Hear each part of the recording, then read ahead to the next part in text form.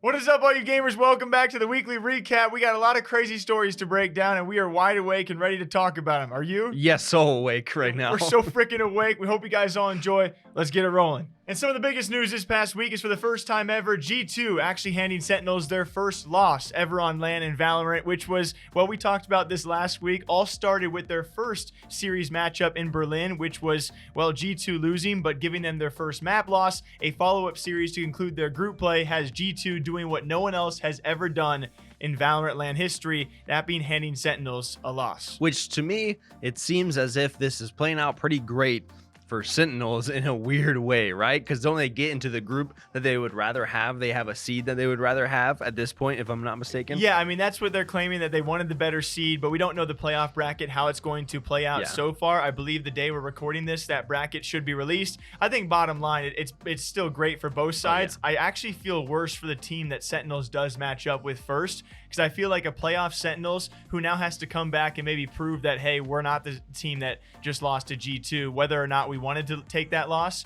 we're still Sentinels. So I almost feel bad for the team they're going to match up against and first. Maybe they'll be like on fire coming back, like you're saying. Like, are we going to see Demon Tenz come out of nowhere? Like, he's already a demon, but he's going to come out and just be like on one because he's so angry that they lost, because he's so competitive. I can only hope so. I also hope that this continues the trash talk between G2 and Sentinels later on. Oh my gosh, the first time we talked about this, and of all the people trash talking, I feel like Tenz might be the one that's just kind of sitting back and just being Tenz because he can. He doesn't have to say anything. He doesn't need to say anything. He can just say GG's. Well, we've seen clips and tweets from like every other member of G2 and Sentinels just ribbing each other. And we talked about this at the very start, where you have G2 rent a plane, spend several $1,000s to actually fly it around Berlin to say F the Sentinels. They still lose that series, then come back and win this one, which maybe was not really worth too much, and we could see them face off against in playoffs. We are talking viewership records potentially to be broken, and both set up tremendously by both teams. So G2 versus Sentinels continues to be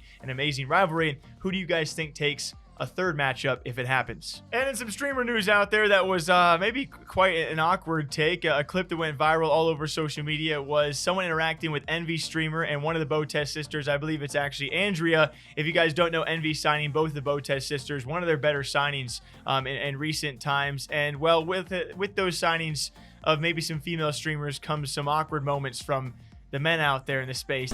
You don't mind if I sit here though, right? I mean, I'm okay. I just want some space right now. It's been a long day. So she was sitting in that restaurant, and he comes up and he's like, starts talking to her, and he eventually admits pretty soon that he knows who she is. She's like, he's like, oh, I know you're Andrew Botez. Like, I know who you are. I watch you, which immediately triggers like, oh, he saw where she was and said, oh, that's nearby my house. It's a quick 2-hour drive. I'll go over there, just go visit. And then she's very polite about the whole situation and continues to say like, oh no, like you don't have to sit by me.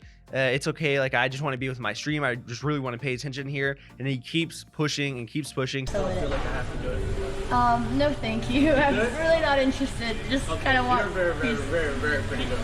Okay. Thank you. Have a good night.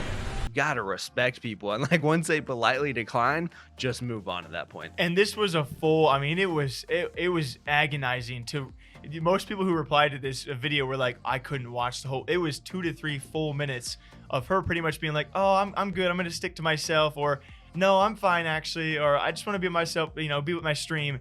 And just the constant, like after the first 2 attempts, I was like, all right, I got no more respect for this. But it's something that IRL streamers deal with all the time. We've seen others deal with these kind of awkward moments, and unfortunately, even for an Envy member like Andrea, it's going to be something that she has to deal with along with it. So what did you guys think about one of the more awkward attempted hit-ons in streaming history this past week? And there's probably going to be a few more updates on this sometime in the near future, as the 6-month suspension for Sinatraa has now been up for, well, at least a few days, several days at this point as well. We're waiting for updates on what teams after VCT Berlin might have interest in still a highly valued player. I assume that a lot of people have heard there is a lot of interest going around from some well-known and even well-known tier 1 teams out there, it seems very likely that a team will be taking a chance on Sinatraa. Maybe not so much of a chance after hearing news this past week. And this is a very hairy topic. It's not one that's easy to talk about, especially with the tweet that we will not show you guys, but worded from his initial accuser, that being Cleo, was a tweet that was soon after deleted, but the main point of this being that she is not going to pursue any further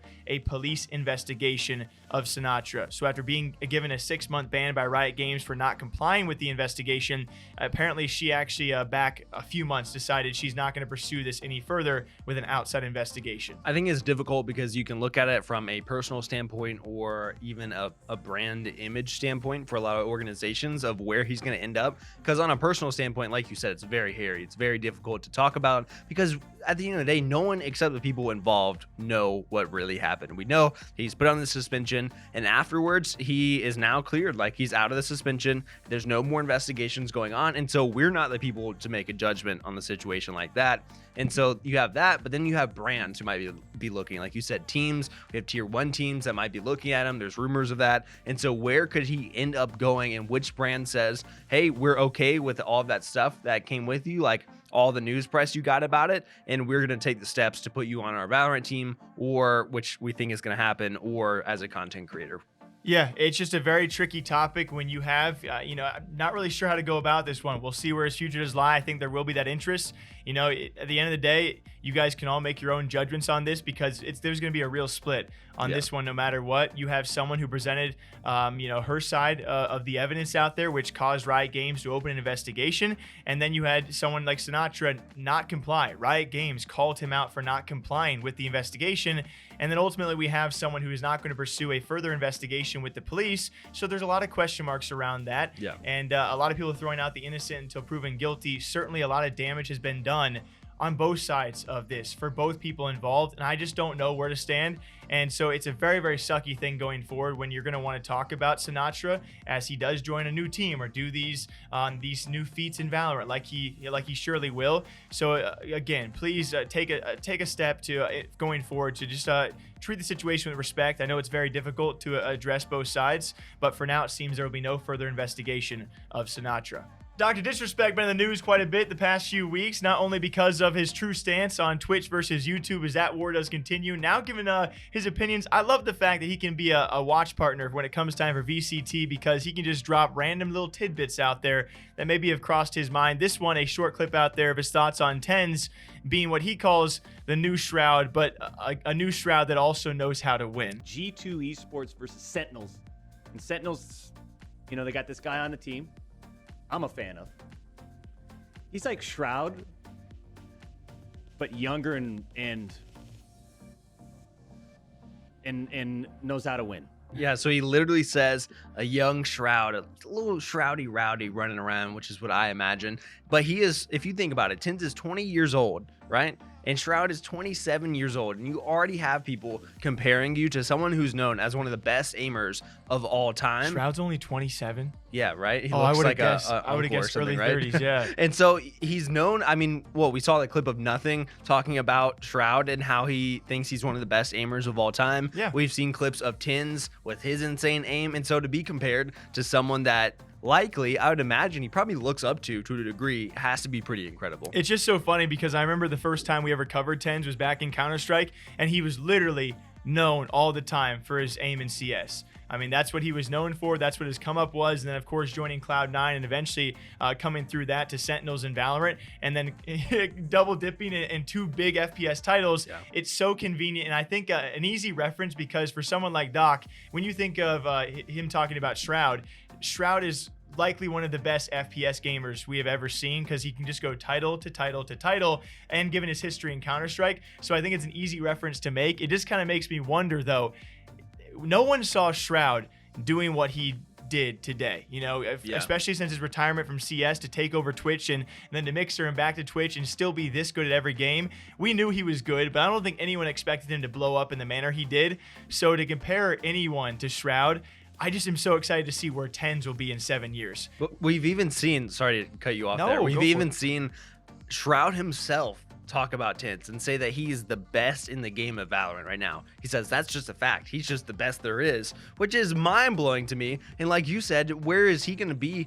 I mean, Tenz is, we talk about money a lot. He's going to be such a rich man forever because he has so much pro play left in his life, and he's so competitive that I think he's going to stick around for a while, and I think he really loves Valorant. But say he does get burnt out, right, and he doesn't want to compete at a pro level, Shroud has already turned his legacy into so much in the streaming world and content creation, and we've seen Tenz dip into that already. You know, he's in every 100 Thieves video at this point. He's got Kaide, who's a content creator, and so you can only imagine that he's just going to continue to explode, whether it's in pro play or content creation. And with one last little tidbit as well, I know we kind of stretched this one out there. We just love talking about such big FPS guys. Is where gaming is going, where streaming is going. Who's to say he's going to stay in Valorant that long? I mean, Shroud, I would argue, has made the biggest move of his career post retirement from Counter-Strike. So who's to say that Tenz can't just compete in all these Twitch rivals or random competitions and then still stream and play whatever game he wants on the side in the future? He's still got a long ways to go. He's only 20 years old, and yet he's already being compared to one of the best all time, that being Shroud, compared to Tenz. And very lastly, brought up this past week was, well, a little dive back. We did this back when Dr. Disrespect was actually permanently banned on Twitch. You look back towards his last words where they're very ominous in a very different situation than what we're talking about now. But it's kind of interesting to see these last streams of streamers on their platforms, which kind of give away some big moves. Go check out Docs, because that was very clear that something was going on. This is a bit different. As TimTheTatman, there have been a lot of videos surfacing, and when you go back to his last VOD, in the last couple of minutes where he finishes up a game of Apex Legends, kind of almost gets choked up a bit. This is the day before he announced he'd be leaving Twitch for YouTube. All right, guys, I appreciate y'all. Appreciate y'all. Thanks again for all the love as always. Just a heads up, I'm not going to stream tomorrow. What I'll say is just, I have an announcement, and just keep an eye on my socials. I won't be on for it, but keep an eye on my socials, and announcement coming out tomorrow. All right. I appreciate y'all. I love y'all, man. I'll catch y'all later. All right. Y'all take it easy. Have a good night. Eat some good food. I'll catch you all Thursday. And just the fact that TimTheTatman gets a little emotional, it's almost like, you know, if you really look into it, you kind of knew he was never going to be returning to Twitch. Well, it feels like when you watch it, and now knowing what we know, hindsight, yeah, you can kind of tell, like, oh, maybe he was a little bit nervous about this, or maybe he was a little bit excited, or both. Because excited, he's getting a big paycheck probably from this, but nervous because he didn't know at the time how his audience was going to react. Maybe he'd go over to YouTube and not have anywhere close to the viewership, and people wouldn't follow him. So I'm sure part of it was a little bit nerve-wracking, but it is interesting to see that, and it then makes you think, like, spin some wheels, like, wonder who else I can catch before they leave. What's going to happen? Can we see Nick Mercs and, like, try to guess when he's going to leave if he does? It just makes your brain kind of, you know, wind up. I mean, I took it a different way. I thought it was just so emotional, where you could almost see, like, he was probably looking at his chat, you know, because Twitch chat, very different from YouTube chat. He's been doing this for years and years and years, and realizing that the next time he pushes the start record or start stream button, it's not going to be with that same platform. And I feel like he's probably had that brief moment of like, wow, I just signed a multi-million-dollar contract. I'm saying goodbye to y'all and hello to you guys somewhere else. But either way, a great emotional moment from TimTheTatman, who we do not see get emotional too often. It seemed that he almost gave away that he was going to YouTube the next day, which he eventually did. Yeah, as per usual, hope you guys all enjoyed the recap, the weekly recap here, same time, same day, every single week. Until next time, we want you guys to take care of yourselves. Maybe drink some water and drink some coffee. You want to show them out the door? Take a shower as well. Yeah. Please do Holy that, crap, guys. You guys reeked, oh my gosh. We'll see you later. Okay, bye.